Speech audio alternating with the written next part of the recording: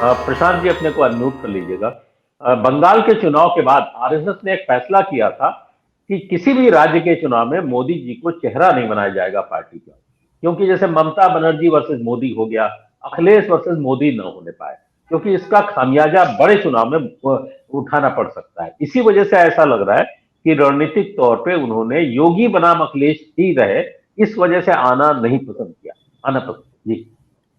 जी अमरीश जी, देखिए बंगाल की आपने चर्चा की। जी बंगाल में मोदी साहब ने 23 रैलियां की थी, 23, जी और अमित शाह ने 79-80 के करीब रैलियां की थी। इनकी लगभग पूरी कैबिनेट वहां पे थी, सारे मुख्यमंत्री थे, बीजेपी की राज्य सरकारों के मंत्रियों तक की ड्यूटी वहां लगा दी गई थी। पूरा बीजेपी का अमला, सरकारी और पार्टी का पश्चिम बंगाल में झोंक दिया गया था। वो आपने एक बात कही कि आरएसएस ने या बीजेपी ने कोई रणनीतिक तौर पे ये फैसला किया कि मोदी साहब दिखे नहीं। देखिए, उत्तर प्रदेश में वो दिखे या ना दिखे, चाहे वो उत्तर प्रदेश में बीजेपी जीते या बीजेपी हारे, दोनों का ही श्रेय और ठीकरा मोदी जी के सर ही आएगा। जब आप बात कर रहे हैं तो अभी भी भले ही मोदी जी पीछे से दिखाई दे रहे हो और चाह रहे हो कि अखिलेश बनाम योगी हो जाए, लेकिन अखिलेश यादव मुख्यमंत्री के कैंडिडेट नहीं है।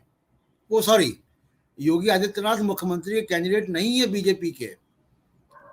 एक बात। दूसरी बात, देखिए बीजेपी का, मैं कल भी उत्तर प्रदेश में था, मुजफ्फरनगर मेरठ के इलाकों में, ग्राउंड लेवल पे बीजेपी की वो एनर्जी नहीं दिख रही है जो बीजेपी की दिखती है, जो कि बीजेपी के पास तमाम संसाधन है, सरकार है और सबसे रईस पार्टी है।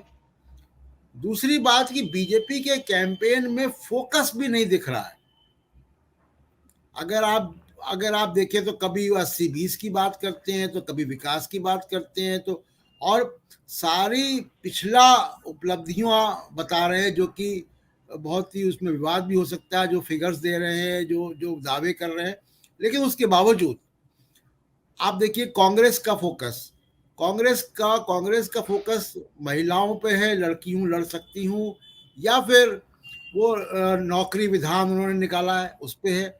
अखिलेश यादव क्योंकि प्राइम कैंडिडेट है योगी के सामने, तो उनका तो वो पूरा पूरा योगी सरकार की इनकम्बेंसी पर अटैक कर रहे हैं, तमाम सारी विफलताओं पर अटैक कर रहे हैं, और 22 में बाइसिकल और 22 में आएंगे। बहुत फोकस्ड है बाकी लोगों का कैंपेन। बीजेपी का कैंपेन फोकस नहीं है। और आज भी मैं देख रहा था कि प्रियंका गांधी उत्तराखंड में वर्चुअल रैली कर रही थी, और गोवा में राहुल गांधी कर रहे थे, और उस स्क्रीन पे मुझे 15-16 स्क्रीन्स दिख रही थी। बहुत ठीक ठाक संख्या वहां पे दिख रही थी लोगों की बैठे हुए। तो मोदी साहब इस तरीके की वर्चुअल रैली क्यों नहीं कर सकते हैं? वो भी नहीं कर रहे हैं। तो कहीं कुछ हिचक है। उसमें केवल कोरोना प्रोटोकॉल का मामला नहीं है, क्योंकि कोरोना की सेकेंड वेव तो बंगाल में भी चल रही थी जब वो जा रहे थे। तो कोई हिचक है, लेकिन वो हिचक का कोई नतीजा निकलेगा नहीं, क्योंकि मोदी साहब इससे बच नहीं सकते। वो होगा जो भी अच्छा या बुरा, वो उनके ही खाते में जाएगा। जी।